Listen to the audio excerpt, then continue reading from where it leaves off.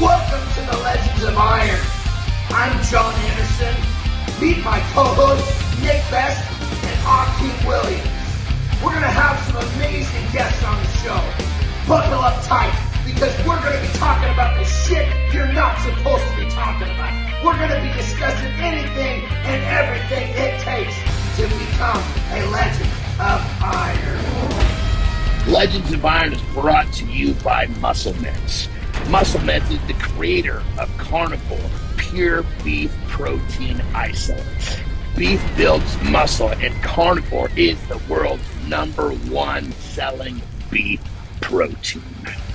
Welcome to another edition of Legends of Iron. I am Jon Andersen. With me always my partners in crime, Nick Best, and unfortunately Akeem Williams cannot be here today, but we're going to be just fine. We have a big show for you today. When I say big, I'm talking big.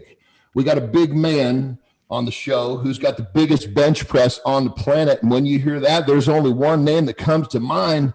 Julius Maddox, welcome to the show, my brother. How you doing today? What's up? Can't call it, man. Just taking it easy. You know, I got kind of a late start this morning. My dog took off and wouldn't come back. So my big 440-pound self was out chasing my dog today. That must have been quite a sight for the neighbors, huh? Oh, absolutely. Well, we live out in the country, so my neighbors, good thing my neighbors that do live beside me didn't see me, but just had me tore out the frame this morning. Right on, brother. Well, we're excited to have you on the show. I mean, man, you're the man when it comes to bench press. Nobody's got it better. But one of the things I think that our listeners love to hear is kind of go back to the start. You had some things happen in your life that really kind of turned you turned the directions, meaning, without some of those things that happened to you, you wouldn't be where you are. Why don't you go back and kind of share that story with us? It's really, really inspiring. So, growing up, it was me, my brother, my mom, my dad. My dad was addicted to alcohol and crack cocaine. That was his thing. He loved to party. And, my mom provided for the family. She was the backbone of the family, So, being raised up in dysfunction, and it's kind of like a taboo thing where you don't really talk about it. You just live it. You don't know anything else outside of that, that becomes the norm. So when that becomes a norm and you're I was raised by the streets because my mom worked all the time and my dad, sometimes he wouldn't come home for 2 or 3 days at a time. Wow. This was in my younger years, elementary years, the middle school years, and some parts of my high school years. But, he lived life on the edge. And so with my parents out of the equation, it left me to be raised basically by the streets. So when you're a part of the streets, anything goes. And, even through grade school and high school, I was a phenomenal athlete. I started varsity all 4 years in high school, basketball, believe it or not. I was really? 6'1", crazy, 6'1", 300-pound basketball player. I played center, and I was that basketball player that could get a rebound and take the basketball from one end of the court to the other, and just a freak athlete. Play a little bit of football, and just because of pride and arrogance got in the way of me reaching my full potential. Ended up walking off the football field my senior year. Had the 3 Division I schools that was interested in me coming to their school. And, I just chose other things. I chose to party, the same lifestyle as my dad. You can't help it. It's part of who you are when you see it your whole life. A lot of times, most people just kind of go down that same path. And that's where I was headed. So from the age of 18 to 25, heavily drug use, partying, that was just my thing. Living that lifestyle, egotistical, just thinking that I was the baddest guy to walk the streets of little old Owensboro, Kentucky. And you know, it So didn't turn out. during that time, you said 18 to 25. I mean, this is a pretty good period of time where you were literally just living the life of being on the streets. That's all it was, huh? Oh, I mean, like, so you're talking, you know, trafficking, and I'm very open about my lifestyle and what I did. And I paid my debt back to society when I eventually got locked up.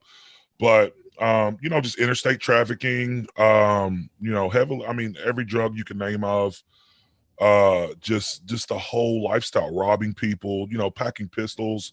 And I want to be very clear, though I talk about those things, and my mom, morally, she taught me well.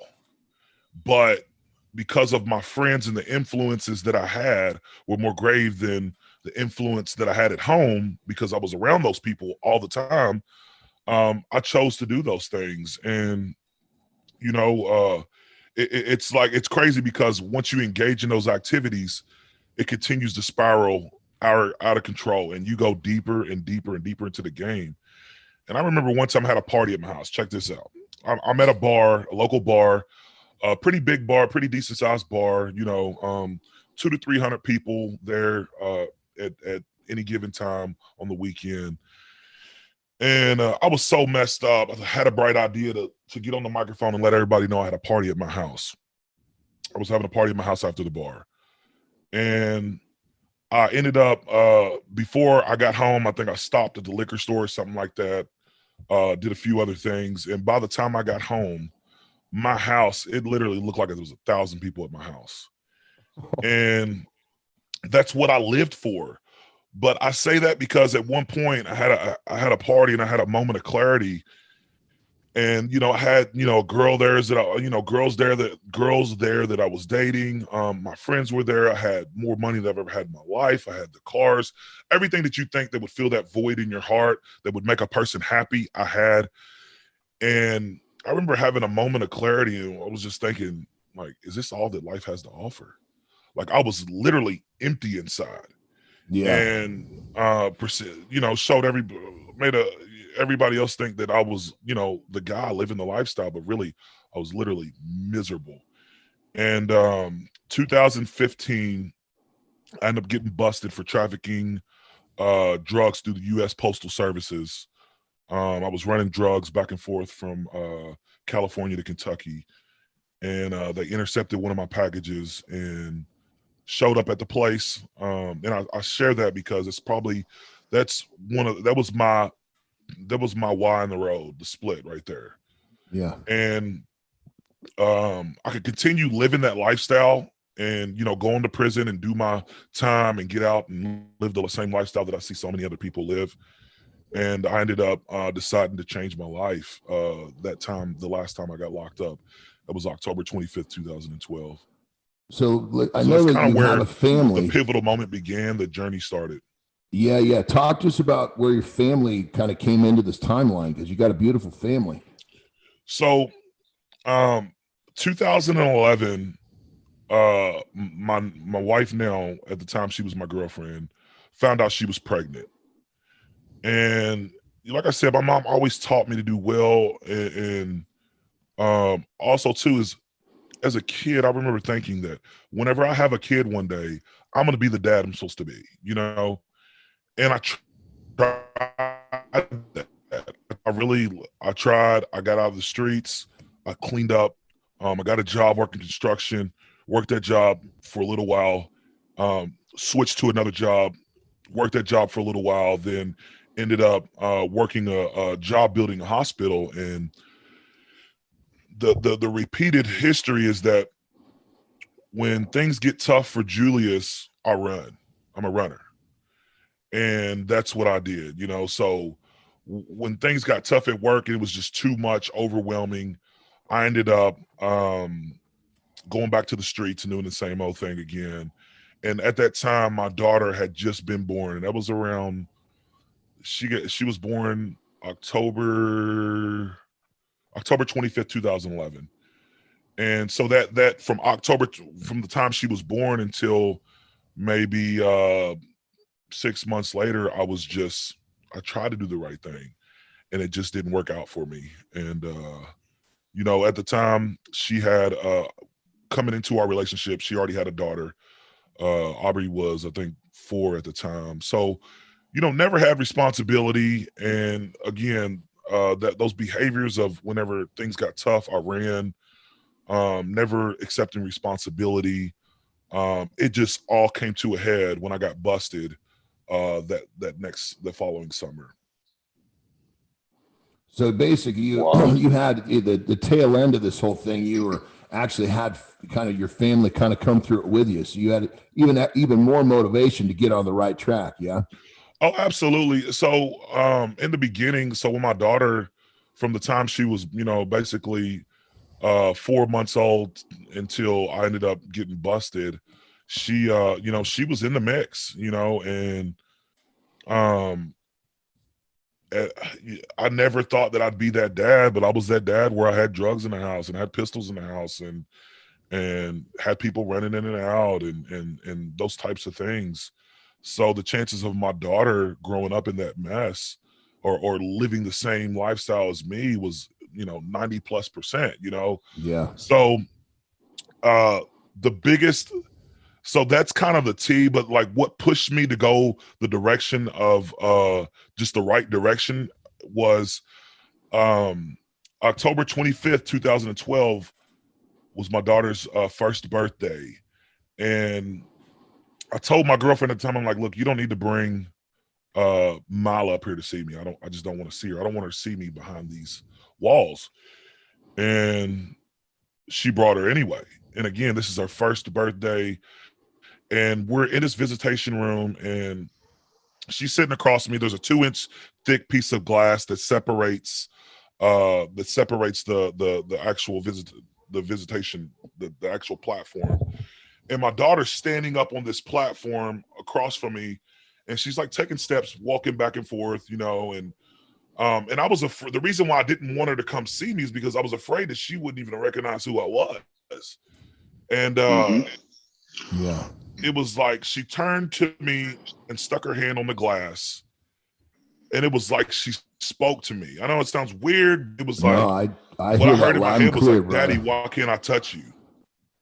You know what I mean? It was like, why can't I touch you, Daddy? And that was the first time that that I felt the full weight of my actions. I realized that it didn't only affect me, but it was going to affect everybody, So that's when things I started to like look at life in a different manner. And I said, I have to change. And of course my journey I'm really big. Of course I'm a Christian. I'm not ashamed to share about my faith, to each his own. But for me, the way I got out of that ditch that I was in or pit that I was in was my faith in God. And that's what carried me through to this point to where I'm at today, Yeah, well, that's a really amazing story, brother. I mean, the fact that I'm sitting there kind of listening to you and trying to feel what it's like to have, because I got daughters too. I have 3 daughters, so I hear you loud and clear, brother. I can just imagine having her put her hand on the glass, just not understanding why she couldn't touch your hand, and just something that such one small moment was so monumentous in changing who you were. That's an amazing story, brother. Very it literally inspiring. broke me down. It broke me down to the core. They removed me from the visitation room because, I'm weeping like a baby. It just hit me so hard, and they removed me from the visitation room because I was being a distraction to everybody else. Wow. And it was just, I just realized like how like I messed up, and I've never been separated at that point in time. I've just never been separated from my kid ever since she was born. And when it was just something that it was like the paradigm, it just shifted in me. That I was like, I don't care what I got to do. If I gotta do this time and get out and get a job at Burger King, to do the right thing, to provide for my family, I'm going to do it. And I actually, I put feet on it, man. I put feet on it. And, my dad always taught me the things that he taught. It was men never show emotion. Men don't cry. Men don't show emotion. So I didn't know how to channel my feelings. I always lashed out in anger or drug abuse. That's how I knew how to channel my energy, So I had to rethink and relearn how to process my feelings and encounters with other people, Yeah. whether anger issues or just being able to have a normal conversation outside of drugs and money, So at the age of 25, I had to basically rethink everything that I've learned up to that point, and it was absolutely. tough. So like my stepfather was an alcoholic, Mm-hmm. and he was an opioid addict, still is. He's got an open prescription because he has 4 fused discs in his lower back. So there's still some issues there, but I benefited because I had friends in the area that had good families. So I would go to dinner and I'd go hang out with my friends and I'd see good families, around me, which kind of stirred me mostly clear of a lot of the trouble. And it's just, so you didn't have those resources around you, did you? There was nothing around. I mean, so to an extent, yes. I had people from the church. I was a part of the youth group. But again, the influence was so grave from, me spending so much time with those guys because I lived in the projects and we're so close to each other. Like that's our clique, that's our family. So when and that's the hard part. So I find myself like now that's what I do partially is the courts here in my county will call me, whether it's the judge or the prosecutor will call me and say, hey, look, we got a teen. I need you to talk to them. And when I'm hearing these kids talk about the same stuff, as humans, we long for companionship. We long to be a part of something. Yeah. And when you're not getting it from home, you're going to get it from somewhere else. Yeah. And those people that you're getting it from, their opinions, their values, their morals is going to supersede everybody else's. Even though I wanted to do right, I wanted to be different. Just those influences, me looking, and especially once I got a taste of the popular lifestyle when the girls come in the mix and everything money else is and like everything that comes with it. I don't want to be the good kid. Being a good kid's boring. Being a Christian is boring. It's hard to be good. Lifestyle. I mean, it's a much tougher job to be good. It really is. It's crazy because I remember the feeling of after a basketball game or a football game, watching and you can relate to this, watching other kids' parents come greet them on the court or on the field, and I'm solo. I'm solo. I catch myself during the game or while I'm in the game or on the bench, and I'm looking in the crowd to see if my dad's gonna pop his head up or my mom's gonna pop. And I know my mom had to work, but that's what contributed mostly to the problems that I experienced because it gave me an scapegoat. So if I live this lifestyle, it's not my fault. My dad raised me. It's because of my dad. Your family was the people that were always there. Unfortunately, they were all up to no good, So just like you said, you're going to get that companionship from somewhere. You're going to be a part of something. Unfortunately, you just didn't have your family there for you. Right. This is inspiring stuff. So talk to us from that moment where you clearly had your moment, you broke down. So you get out and you get released. Talk to us from that point. You said you put some feet on it. Talk to us about those feet. So basically at this time, Kentucky was going through like a revamp where they're revamping all their laws. And I had an option to either go do my 2 5-year prison sentences, or I could do long-term in-house intensive drug treatment. And when I say long-term, it's like 3 to 4 years. And for drug treatment, that's a long where you're living there at the facility for anywhere from 18 to 48 months, so some people don't even get prison sentences that long, but I realized that if I really wanted to change and I kept that same energy, that if I'm going to do whatever I got to do to make sure my family's going to be good. So I ended up getting out, I got an opportunity to go to this Christ-centered recovery program, which nobody thought I was going to get out because I've had multiple felonies. And, God moved, man. And I got out. I went to this crisis and recovery program, and I battled with depression a lot. When you supplement and use drugs for so long, it's like when you get off of drugs in that lifestyle, you just stay in this depressed state. And I would go to work, come home, and I would go to like where I worked out at in this facility. There are these houses that have been reconditioned for community living.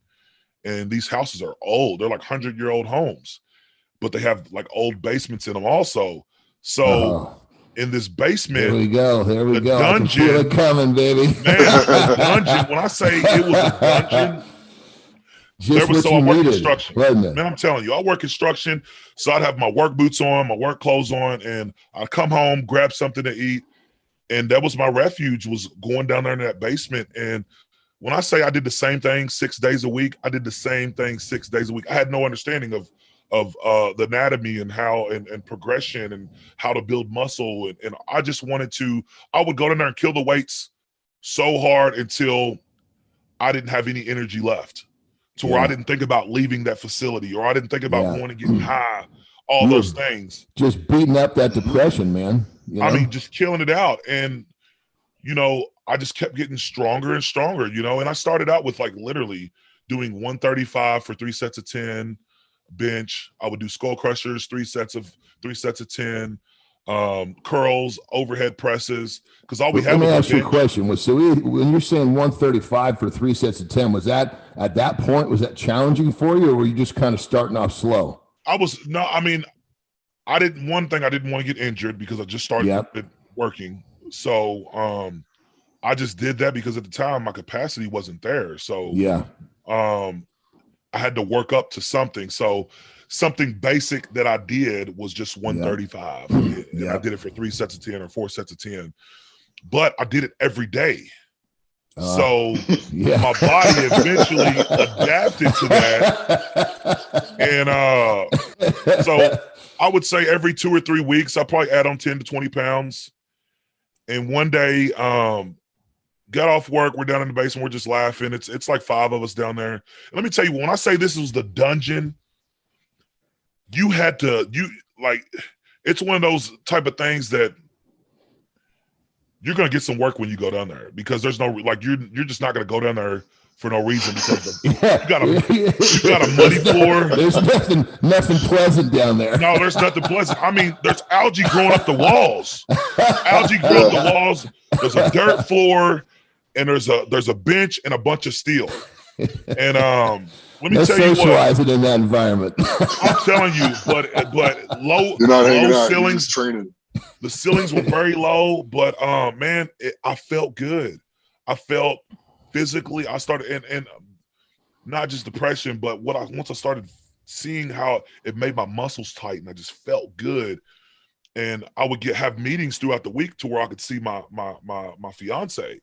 So of course I want to look good in front of everybody, you know. I want to look good. And one day we're down in the basement, and one of the guys said, "Man, I bet you can lift every single plate down. You can lift every single weight down here." And of course, I used to be like a prideful and arrogant guy. I love challenges. Sure. And I said, "Well, throw them on there then." And they put every single plate on in that basement. Didn't even add the weight up. I just got underneath the bar and repped it out for 3 reps. And it ended up being like 505 pounds. Oh, shit. It was 505 pounds for 3 reps.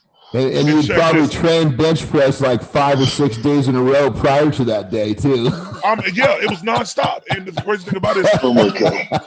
I looked up and everybody's shocked. And I still don't even, I can't fathom what I just did, because I have no idea. You got to keep in mind, for the past 10 to 15 years, if we wasn't talking about money, drugs, or sex, there's no point in us having a conversation. You know, one of the guys there went told one of the counselors that a couple of the counselors that was there, they worked out, and told him what I did. And they pulled me to the office and was like, "Is this true? Did you do that?" And I'll never forget it. We're sitting down at this computer, and he pulls up CT Fletcher. And I see this guy, and he's screaming and going crazy. And the Hulk comes in. and you got Leroy Walker, and you got Big Boy. And I remember my arms, the hairs on my arm, they're doing it right now. The hairs on my arms baby. were just up. They were alert like a dog. You know, the hairs on the back of their neck. And I'm like, he's like, he told me, he's like, you don't even realize that you're on this level already. And you've only been lifting for a few months, 3 to 4 months. And I still don't fathom it. And 3 months saying you're benching 500. Well, that gets nothing for 3. Crazy. Oh, for 3 reps. Yeah, that's pretty freaking cool. I mean, three solid reps too. It wasn't just like 3 sloppy reps. Like I probably had about 3 more reps in me. Yeah, that's something you're supposed to be doing there, bud. So you'll like Definitely. this. So my first competition, I had to get a furlough to leave the recovery house to go compete. Had to borrow the money. I was so confident. Had to borrow the money to get into the competition. And I told him once I won the money, I'll pay him back. And sure thing, I went in there and blew it out the water. And it was on from there. It was on. And that was it. All it took, and it brings tears to my eyes, but all it took was for me to have a little bit of purpose. When a person finds their purpose in life, just a little bit of purpose, all I needed was just a mustard seed. Yeah. And once I tasted that and found my purpose and and seen actually when I put work in that there's rewards at the end of that. Yep. Bro, it was gasoline, man, gasoline and fire, man. And the next year, so that competition I did one like I want to say 5 months later. Anybody know Harley Timms? Harley Timms out of Lebanon, Tennessee. Okay, he's a geared lifter, but he was well known in that area. But he invited me down to a real sanctioned competition about I'm gonna say 4 or 5 months later.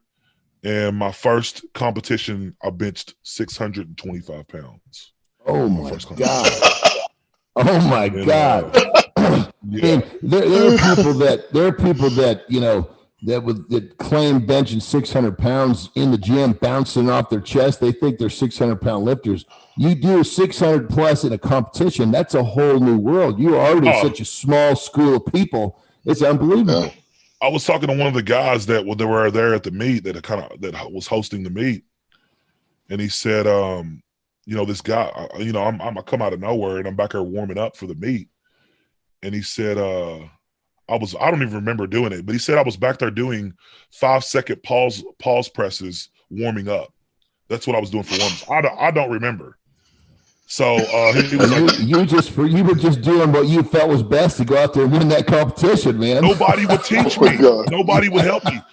Once I got access to like a phone and like Instagram and Facebook, I would reach out to people and nobody would help me. Everybody pushed, their coaching or programming. Nobody even took the time to even give me any kind of advice. So my setup was sloppy. Everything about it was sloppy. And sure. So my buddy reached out to Josh Bryant. That's my coach. Yeah, great guy. This was 2015. Yeah. Tell him I said hello, please. Oh, I absolutely will. And I said, Josh, I'm game for whatever. And he said, the first conversation I remember, he said, give me some time. You will break the all-time world record. He told me this in 2015. Oh, wow. Mm-hmm. I mean, Josh knows his shit, man. Just a quick side note, I met Josh. I was competing in strongman at the time, and I was at Ode Haugen used to have this great setup in his garage before he had the training hall. And so I was there training, and Ode said, "Hey, we got this really strong, teenager coming over." And I'm just thinking teenager. Then in walks Josh. He's already benched 600 pounds. I'm like, holy shit, man. But I mean, the best part about him is he is the coolest, nicest guy. I mean, happy to help people. Josh is the shit, man. He gets it. Josh really gets it. We're all in the same boat here. We all love lifting heavy shit. Doesn't make a difference what heavy shit we're lifting. We're all lifting heavy shit, and he gets the community, Yeah. He's literally like a second dad to me, for sure. 100%. Yeah. And that's cool. it's just been it's since then, dealing with, still with mental issues because I didn't realize, I didn't know anything about, supplements as far as like testosterone or any other steroids. And I went through a really rough season in about 2017, 2018, where, depression came back and I couldn't figure out what was going on. Everything in my life was going well. I had multiple jobs. My family was good. We got our house, all these things. I graduated in recovery. I'm in the school systems, talking to kids and all this stuff. And I couldn't, I got to a point to where I about packed all my stuff and left my family and everything. I was going through some kind of, I don't know what it was. So come to find out, I told Josh, I'm like, Josh, I think I don't even think I broke 700 pounds yet. And I said, Josh, I think I'm going to, I did. So at that point in time, I had a 716-pound bench press.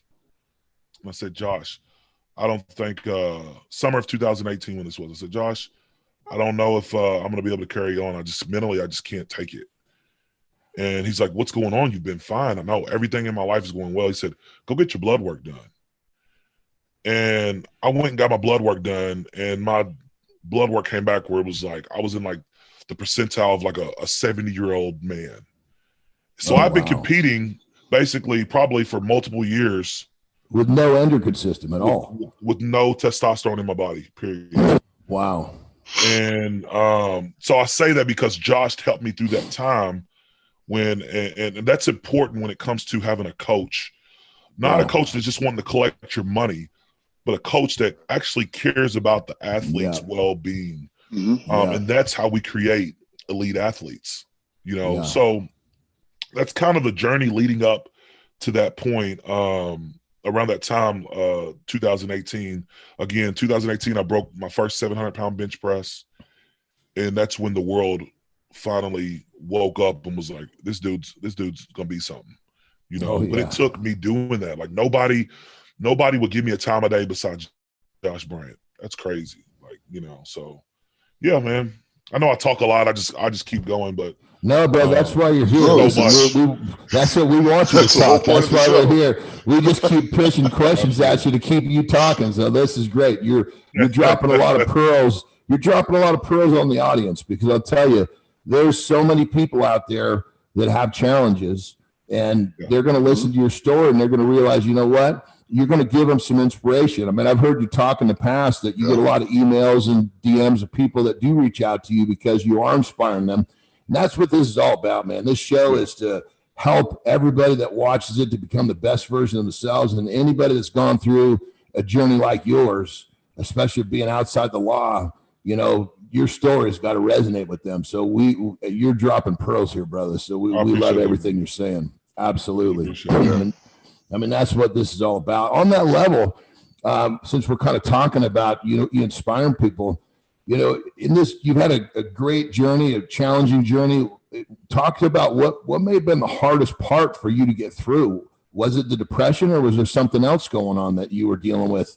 Because obviously people are going to hit roadblocks in their journey. What was yours in terms of other than figuring out you had no testosterone in your system? Was there something else that just about derailed you?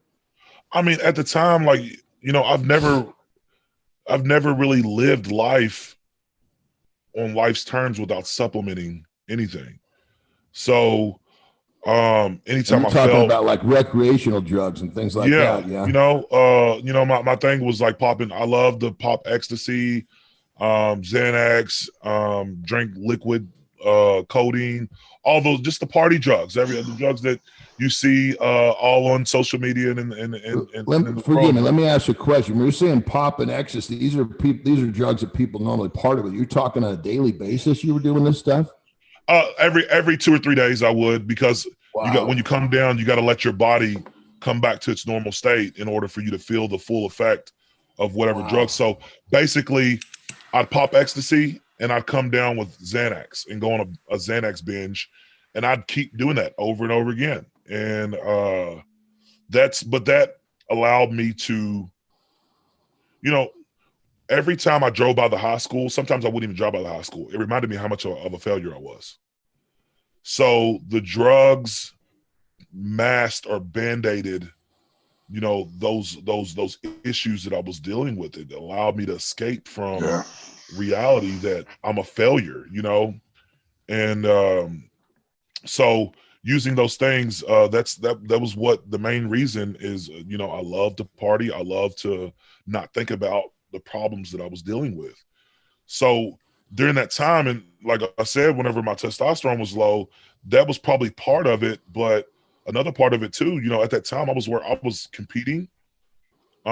We had just we found out my wife was pregnant. And oh no, my wife we already had another kid. Then we found out we had to get custody of my nephew. He was 6 months. So I went from having zero responsibility to every responsibility in the world. And also too, I was balancing working a full-time job and 2 part-time jobs. So, and I'm 26 at this time.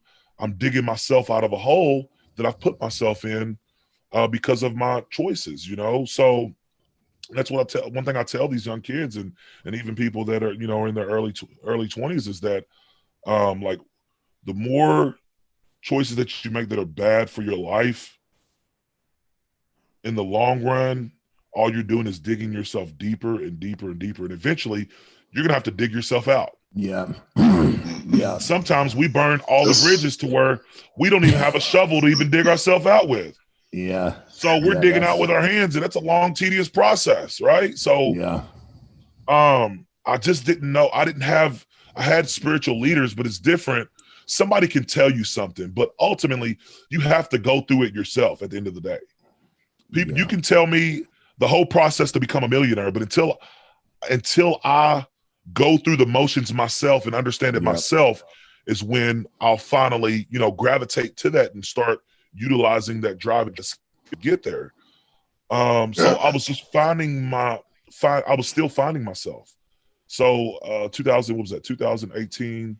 So I was still 5 or 6 years, 4 or 5 years from recovering from, you know, all that, you know, out of trouble for the past 5 years, but still, I'm still trying to find my way as a man, you know? Yeah. And it just all came to a head. But once that season was over, you know, the next year I broke the all-time world record. You know, it was just game on, baby. Then it's a whole different world now. How was that one of those? I felt great and I recovered better and people a lot of times they don't believe me, but literally that's the only thing I've ever took. That's it. It's just testosterone. Never ventured outside of that. And I'm open about it. I could care less of what people think. Well, in your case, it was necessary. You weren't even, you were, you were like your endocrine system. You said you look like a 70-year-old man on paper. You know, that's no way to live as a man, you know? The doctor looked at me and said, well, I just want to be honest. When you told me that you didn't supplement, I really thought you was lying. I was expecting to find every drug known to man on this sheet. So I appreciate your honesty. And I'm like, I had no reason to lie. You took my blood. Like, what else do you think I was going to do? That was going to be a short-lived lie, that's for sure. You know? Yeah, so, but it's just been a journey, man. It's been blood, sweat, and tears. It's been, can't tell you how many times I've wanted to give up, that I've absolutely just wanted to say, look, I'm done with this. But then I'll have my kids come up to me and say, Daddy, when are you number one? When are you going to be number one, Daddy? You're number two now, but when are you going to be number one? Or Daddy, when are you gonna go do strongman? Or Daddy, when are you gonna go do this? So my kids are they're starting to experience the fruit that we're harvesting now. Yeah. And they're invested. So every time I miss a meet, every time I miss a lift, I take it, it's a big deal for me. Like literally because it's not just me that's invested. It's my kids, my family, everybody on social media. Like people literally tell me every day, even if I don't respond back to their texts, that they're telling me like they're counting on me. Like their livelihood, they're counting on me. And I'm like, are they pulling my tail or are they being serious? Well, brother, you're breaking new ground. I mean, when you're going somewhere that no man has ever gone before, you know, that's inspiring for people. And clearly you're feeling it because you feel the weight of people saying that, you know, they're pulling for you, you know, and that's great. I mean, that's a great thing. Sorry, Nick, what were you saying, brother? I interrupted you. No, it's just, he's going to be people's motivation, and he's going to be their escape from the day. They're going to precariously live through him, and they idolize him. And I tell you what, I have 10 times more respect than I already had for you, because I didn't know all these things. And to do the things, to head where you were heading, and to get out of that, and to get your head screwed on straight, and to start taking care of your family first, and training and lifting, I got nothing but respect for you. And that's amazing. That. And I got a story for not you. An easy thing. Go ahead. You'll like this. Okay. So what changed my mindset from bench press to strongman was watching you guys compete 2020 down in Orlando. Yeah. So once I experienced that and felt the vibes and seeing, it re-sparked that drive in me to say, we're not just going to take it here. I'm going to see what else I can do in life. It was just like watching those guys compete at that strongman show. It literally, I don't know what it did to me, but it did something where it literally lit a flame. You know, like strongman is, and some people probably give me flack for it, but I respect strongman. There's a certain level of more respect for strongman than powerlifting, simply because of the functionality of it and everything that you have to do, you know? So, in order for me to test and see what I'm really made of, I got to give it a shot in strongman. I have to. I can't live life without I got to do it. I just got to do it. You know? I've already told you, come out and I'll work with you. I've already told you that. I'm coming for sure, 100%. Well, Bill, you're one of those guys. You're one of those guys that you're going to find that obviously you've already knocked the dick in on powerlifting. You know, you're a world record holder. You inspire millions of people. You're going to go to strongman. You're going to make a huge impact there. You're one of those guys that you're going to have multiple platforms that you're going to do well with. And that's something that we don't get to see, that doesn't come along that often. So, you know, it's great that it's number one, that you recognize it and that you're willing to actually do it, because a lot of times you find people that they have it, but they don't want to get outside their comfort zone, you know, and getting out your comfort zone, getting outside your comfort zone. That's where life begins, man. You know? Yeah. Well, I mean, I'm going to tell you this. I always revert back to is all about remembering whenever I was. Go ahead. No, strongman is all about not being in your comfort zone. The whole sport. Yeah. The whole 100%. 100%. You're thrown for a loop. So that's where I thrive at, you know, like, and I remember laying in that jail cell and thinking, like, if I ever get an opportunity to get a second chance at life, I'm gonna live life to the fullest. And I'm not gonna pass up on any opportunity that comes across my plate. I'm just not gonna do it. So that's part of mankind and who we are, is to leave all of ourselves out there. As coaches will say, leave it on the court, leave it on the field, however you want to put it. Empty ourselves out, because I find my greatest joy in life now not tearing people down, but inspiring people. Yes. Building people That's up. what it's all about. That's what it's all about right there, bro. You just hit it on the head, man. You know, 100%. When you don't fulfill your purpose in life, that's something you got to live with for the rest of your life, and it'll eat at you. It'll eat at you and eat at you and eat at you. And I think the conclusion of why my dad went through all that stuff and why he lived that lifestyle is because he didn't fulfill his purpose. Yes. There's something about when you don't fulfill your purpose, it will eat at you. And the only way a lot of times that we can block those feelings out is by supplementing or abusing drugs and alcohol, you know? And again, I don't have any problems with people smoking weed or drinking, you know, people that drink. I'm just saying, for me, when it comes to like drinking and popping pills and all this stuff, like, I'm a feel-good junkie. So I want more and more and more and more. So again, until we really fully fulfill our purpose, like, we won't be complete ourselves, you know? So, and that's just kind of what I live by and what I go by now. Yeah. Interesting little side note here, Julius and Nick. Obviously, you can kind of help with some names that we put in this whole thing, but there's been a lot of power lifters and other even Olympic lifters that come to strongman, and they not only do well, but then they actually get stronger for their original sport. So you come to strongman, you knock the dick in strongman like you did powerlift, you're going to be able to go back and basically do better than you did before, because that functional strength that strongman is going to give you is going to really translate to the powerlifting platform. You know, I just want to. Yeah, I told him 200 pounds more. Go ahead. No shit, man. I did for years. At least for 2 years, he's been telling me this. So I'm excited, man. Yeah, get over it. Just come on out, man. You know, I got this 800-pound bench press. It's that thing where I just feel like I have to get this 800-pound bench press. Yeah, you got to get that out of the way for sure. It's basically, that's for you. You have to get that out of the way. Absolutely. I agree. I think the whole world needs you to get that out of the way. 100%. We're looking to do a big push in the next 9 weeks. Nice. Very nice. That's kind of the short-term goal. And then I want to start transitioning to strongman, dropping weight. I want to lose about 70 pounds, 60, 70 pounds. Yep. I feel like I'll be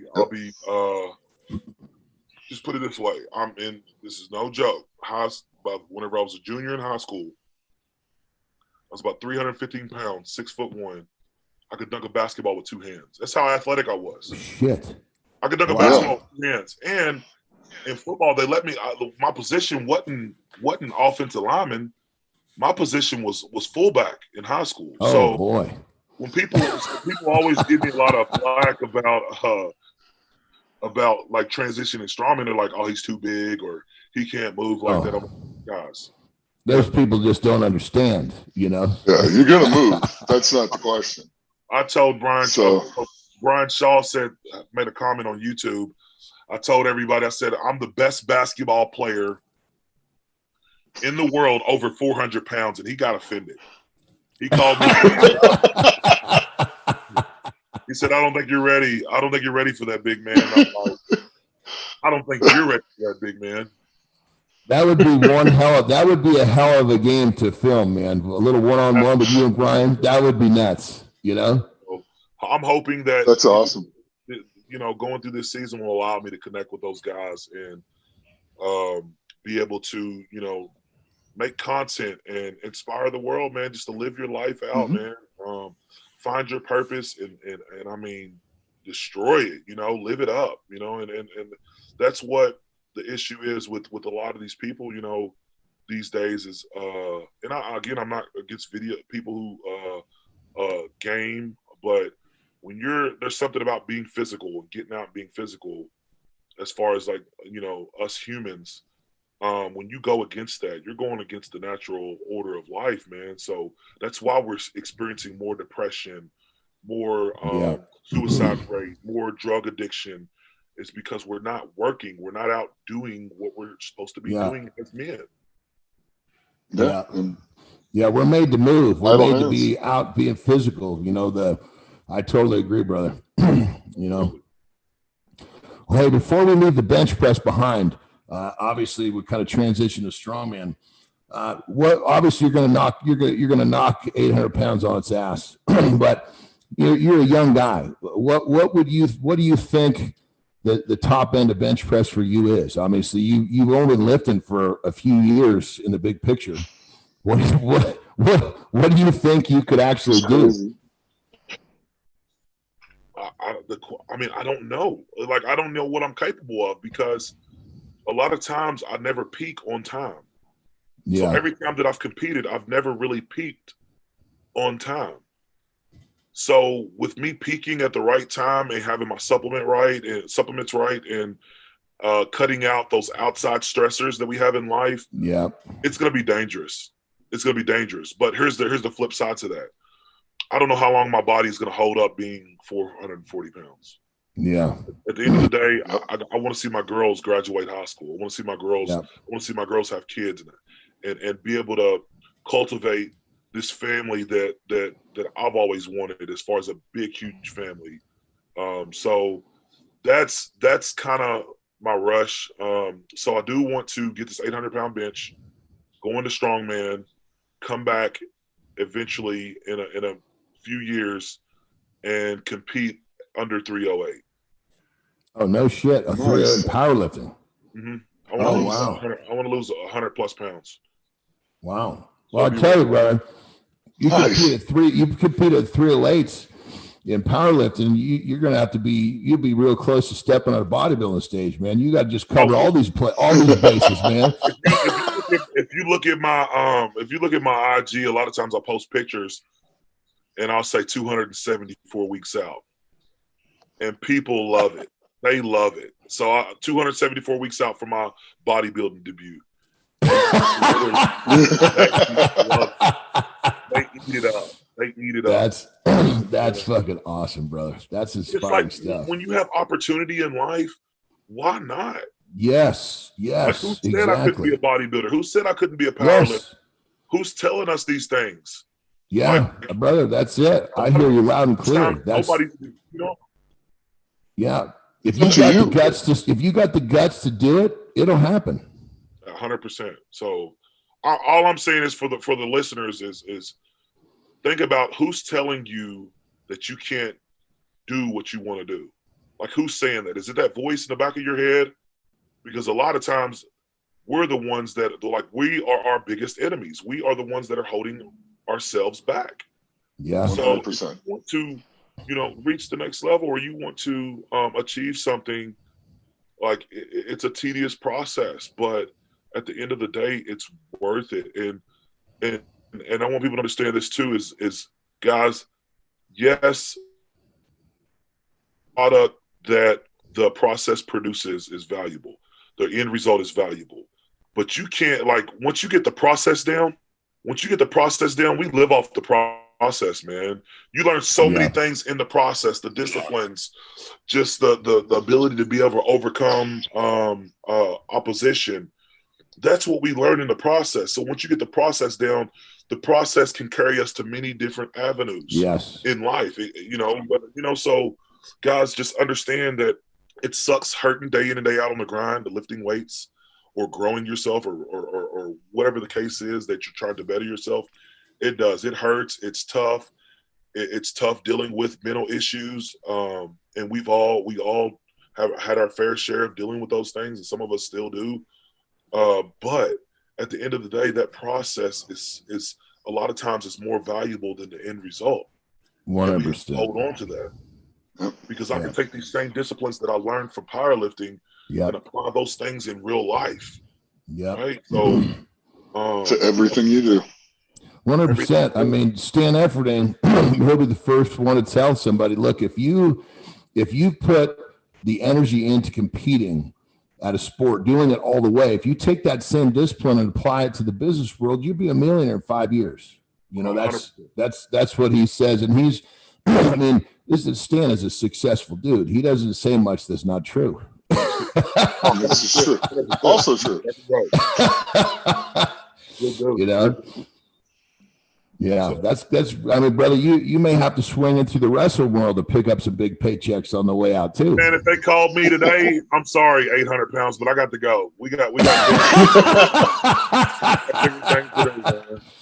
Well, brother, I'll tell you, remember one thing with this. Once you have the 800 pounds, you'll always have it. Yeah. You can still go to wrestling afterwards at any point in time. Once you do that, either way, you can always make that money. You're not always going to have the ability to get that 800. I sat there and I watched probably the greatest lifter that I've ever seen, named Mark Henry, do that. And he, as good as he was, he could have been that much better if he lifted for another 5 years and then went to wrestling. So get everything out of it before it, because the wrestling's not going anywhere. Yeah, and Julius, I mean, I got from when I was wrestling in Japan, one of my best friends from being on tour over there, It's a guy named Matt Bloom, and he's the head trainer at the training center at WWE. So, if you want to get connected with them, dude, I can easily open that door for you. But I agree with Nick. Get that in here in the fall because that's yours for the rest of your life. You want to take another step to try to grab some big paychecks, I can definitely connect you with the right people. And obviously, once you get a shot, then it's once the door's open, it's up to you. But I'm telling you, right? It was years ago. Matt actually called me and said, "Hey," he said, "you got to get me in touch with Brian Shaw." And obviously, Brian said, "No, I got a lot of work to do in the strongman world," and he stuck to his guns of what he's doing. But he had an opportunity to go, So, but for sure, we'll connect after the show, and if you want some info, we can totally get that squared away for you, brother. Absolutely, 100%. Yeah, you got it, brother. Yeah. Well, on this whole thing of people look at you, you are the king of the bench. So it would just be criminal if we didn't have you give some advice to those who want a bigger bench. Tell us what is the biggest mistake most people make trying to improve their bench? Not following a program. Okay. Not following a program. So the whole point of building muscle is to be progressive.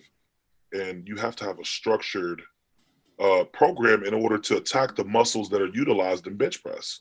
Yeah. A lot of times people are doing variations in workouts that don't even hold any weight when it comes to building a stronger bench press. So at the end of the day, and another part of that is ego. You have to leave your ego at the door when it comes to building your bench press, simply because it will get you hurt. That's across the board for any competitive sport. If you don't take your time and progress slowly, and you try to rush the process, it's going to expose a weakness, and a lot of times something bad happens. So that's probably two of the biggest things is following a program, and which in line with having a coach a lot of times. So a coach, programming, and within that is leaving your ego at the door and not. That's a good one right there. Yeah, not trying to bench, not trying to max every week. I swear to God, that's got to be. You see so many people doing that; it's unbelievable. Yeah, I guarantee you'll probably get the same questions, or see the same stuff.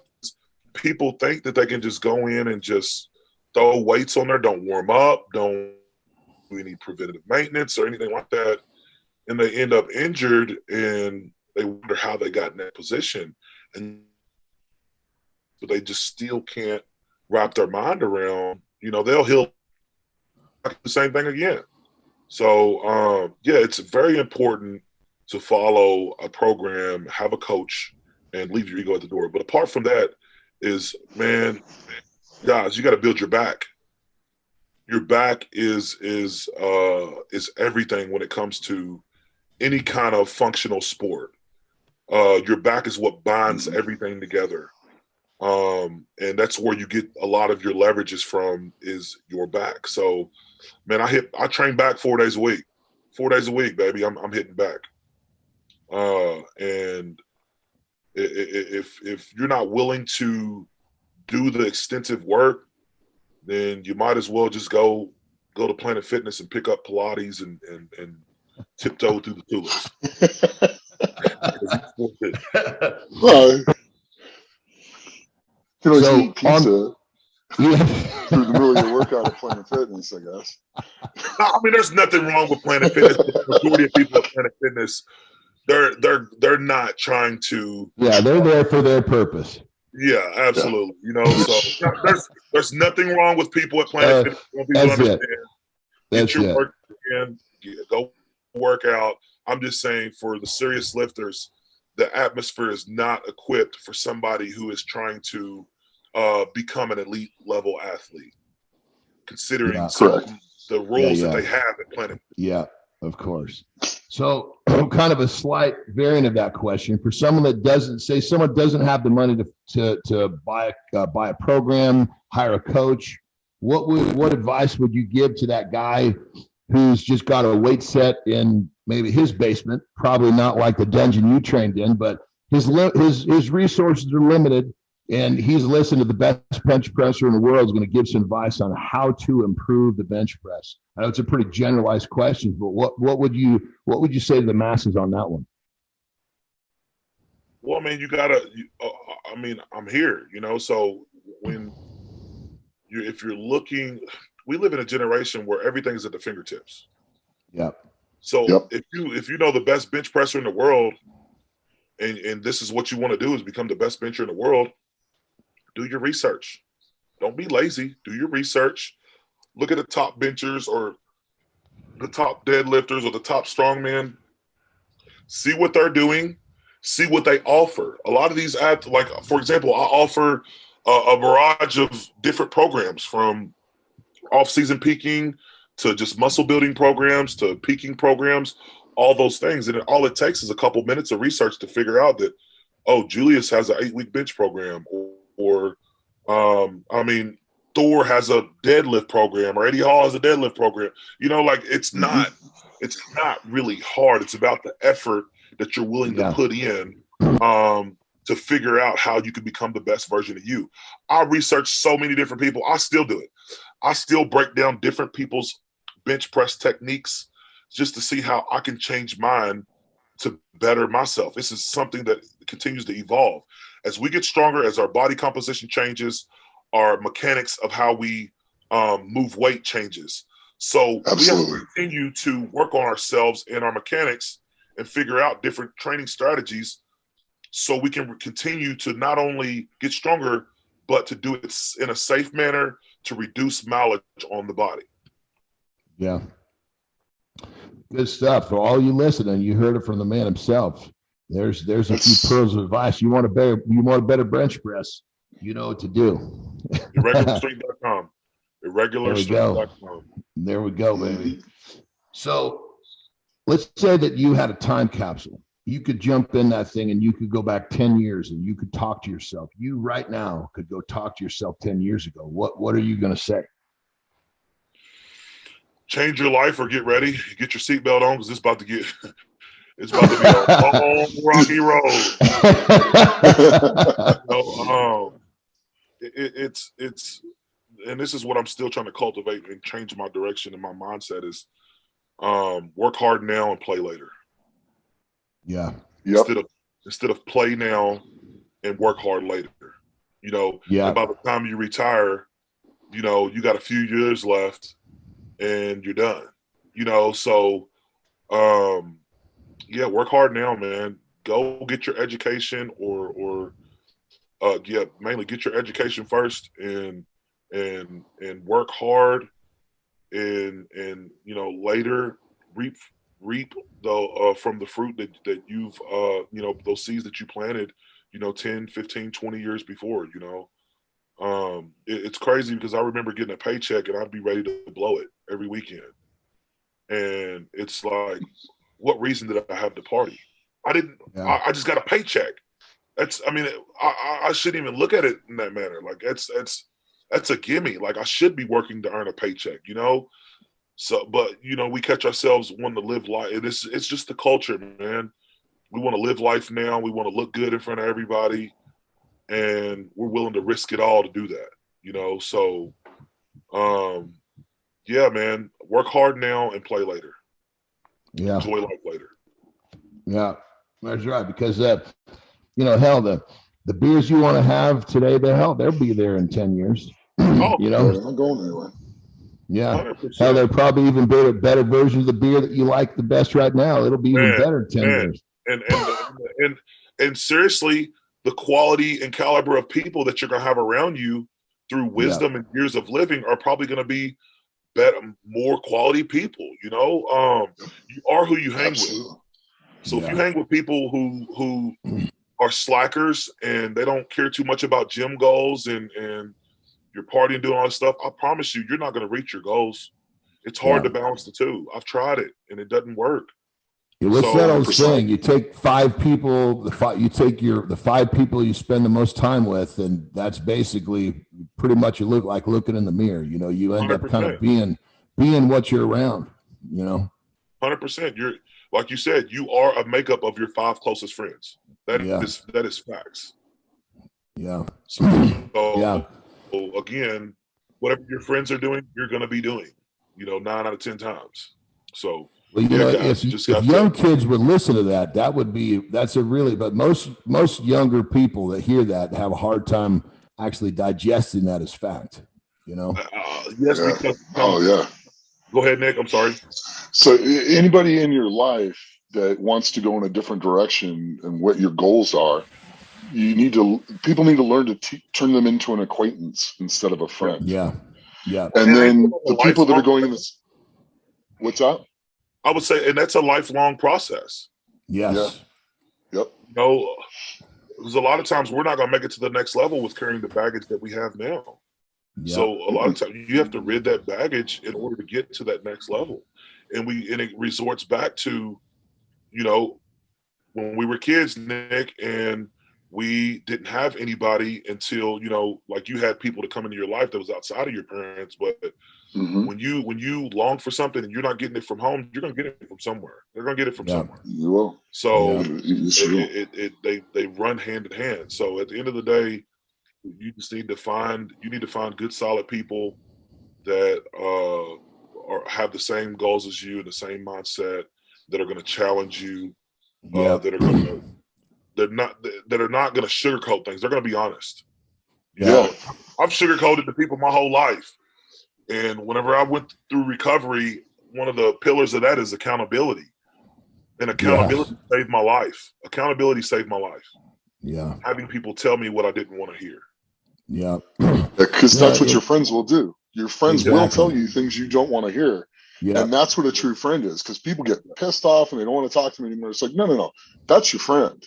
Yeah. The yes men are not your friends. It's the people that'll set you straight when you need to be set straight that are actually your friends. And people need to understand that. They don't. I feel like we could all write a book about this, and it would be a better because it's so true. Like at any age, any time period, like we all could revisit and self-evaluate and say, are the people that I have in my life, are they contributing to, or are they taking away? Are they taking energy, or are they giving energy? Oh, I'm telling you, I've been through multiple. I just turned 50. Nick's obviously 50 and change. But I went through multiple phases of this. I mean, I've, of course, when I was younger, I try to keep the people around me that are keeping me working hard and have interest, training and things like that. But then when I became a father, it was like a deeper level of, okay, now I got to get some, there's a handful of friends that I just didn't allow to come to my house anymore, because I knew there was a risk that they were going to bring something around that I couldn't have next to my little girl. And it's just, you just don't take those chances. So this process we're talking about, it just continues to go as life goes on, because unfortunately some people in our circle that are good, they get, kind of turned the wrong direction. And we try to point it out to them, but if they choose to go the wrong way, we have to be, we have to stay true to the fact that we got to take care of ourselves first, because you can't take care of anybody else if you're not strong yourself, Yeah, absolutely. I agree. It's true. Yeah. Well, this has been a hell of a time with you on the show, bro. This has been not only talking about, obviously, training and big weights, but some really, really soulful, life type stuff we're talking about, which is really cool, man. It was really good to get to know you on a much deeper level besides 800 pounds, because everybody in the world knows Julius Maddox, the 800-pound bench presser, but not everybody gets to know the Julius that we just talked to. But obviously this will be great. I'm sure, again, you inspire people all around the world, and this show is going to give people even a better look at, just how good you are. I mean, you're just a good person, and a good person goes a long way. And unfortunately, I think the world is we're running short on just straight up good human beings, Absolutely. Yeah. Absolutely. It's bad when people want to see more of egotistical, jerkish attitudes over humble people that are willing to help people. Think about how crazy that is, It very true. Very true. And it's been one of the things, I won't give in. Yeah. I won't give in. That's not me. I'm not going to be that way. I And I respect won't that. give I in. respect that so much because, man, if I acted out in such a way, my following overall would probably be 3 or 4 times more than what it is. But I'm not willing to lose who I am just to put on this facade that I'm this guy, because I'm not. I cringe when I think about like trying to call somebody out and start this drama and beef. I got out of that lifestyle to get away from drama. And I'm not trying to like, Exactly. I'm in capacity. I can't handle with everything that I have going on, of course, with girls, having 3 girls at home, me, myself, and a boy and a wife and family, and dealing with helping whatever I can do to help my community. Like, I don't have time for drama or anything that's taken away from the bigger picture. And that's ultimately the bigger picture is inspiring the world, inspiring my community. And my community needs it now more than ever. Considering literally there's a shootout there's a shooting almost every single day or every other day in my hometown. So, and it's a small town, so that's what I'd rather be consumed with overall. I've heard you talk about your community a lot, and I'll tell you, my hat goes off to you, brother, because not a lot of people think about trying to be a role model for their community. I've heard that come out of your mouth a lot. So I got to say, my hat's off, brother. Really good shit. I appreciate that, man. Definitely appreciate it. Anytime y'all need anything, mad respect. Reach out. I'm available. And as soon as I'm ready to transition, you're going to be the first person I come visit, Nick. The first person. Sweet. I'm going to hold you to that. I'm going to hold you to that. The first person I come visit. It may be even the summer, whenever during Olympia, I'll come down. Okay. Yes, it's back in Vegas. No, yeah, I know. Thank Vegas, God. Baby. Yeah, Vegas. It's out here, so it's gonna be different. It's gonna get interesting. Yeah, we'll make some prime rib on the Traeger too. So we'll eat some good food too. Let's do it. Here we go. Yeah, so we'll train and we'll eat and we'll go in the pool.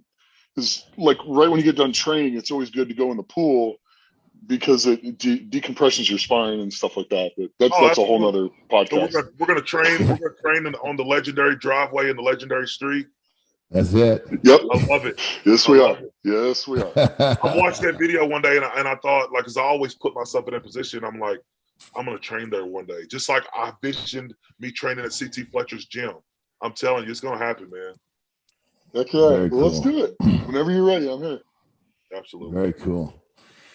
So, brother, you've obviously left you've already, and you're just getting your motor warmed up. You've left some really, really big positive marks on the world. But let's fast forward. What is it that you want when you're gone in the physical sense? What is it that you want to leave behind? What's the legacy of Julius Maddox going to be? What are you working for? What do you want that to be? At the end of the day, that I was the best father that my kids ever could have asked for. Everything else is irrelevant. That I'm a man of God. I was a man of God, and that I was the best father, best husband that I possibly could have been. Everything else is irrelevant. I mean, I'm not trying to downplay it, like what I did, my accolades, and what I've accomplished. But man, it means more to me being a father, being a pillar in my community, being a man of God than anything else. That's why I'm here today. That's what drives me to this point to where I continue to better myself every day. Everything else is not irrelevant, but I look at it in a sense of nothing else matters. I want people to remember me that I was a great dad, that if anybody needed anything, that Julius was the first person to be there. And I light the room up when I come in the room. Those are things that I want to be remembered about. It's cool being remembered as the all-time world record holder, or the first person to break 800 pounds, but you inspire. I just feel like the message is that much graver, that I overcame addiction. I overcame so many obstacles, and I was able to beat the odds and be those things that I've always wanted to be. That's what it sums up to. Remember that I had some goals and I changed my life, and I was able to be the person that I've always wanted to be. Yeah. Yeah. You know what? And That's clearly, what's going to inspire other people to change their lives, and that's what's impressive. Absolutely. Yes, I'll leave y'all with exactly. this gem, with this nugget right here. The only time you'll change is when the pain of staying the same becomes greater than the pain of change. Here we go. When the pain of staying the same than the pain of change, it'll be easy. It'll be easy to change. But until you experience enough pain in what you're doing to where you're like, look, I'm done with this, I'm literally done, then you'll continue to wallow in it and live it. So yeah, you'll change when the pain of staying the same becomes greater than the pain of change. Well, I don't know if there's a better close to the show than that, my brother. It's been an absolute fucking pleasure to have you on the show. And I got to say, I'm really glad I got a chance to get to know you on this level, because there's so much more to you than the 800-pound bench press. And brother, I got to tell you, you inspire me just sitting here on the show with you. Nick, you got anything else for man? We'll connect. Yeah, thank you. Yeah, I appreciate you guys, and I want to connect back with you guys, moving forward. So absolutely, brother. Oh, absolutely. Yeah, brother, you got nothing but opportunity ahead of you. And Nick and I are both here to help you in any way we can. Absolutely, 100%. Thank you. Yeah, absolutely. Well, there you have it, everyone. There's another edition of Legends of Iron. As always, we're here to inspire you and help you become the best version of yourself. Until next time, we'll see you then. Legends of Iron is brought to you by Muscle Mints.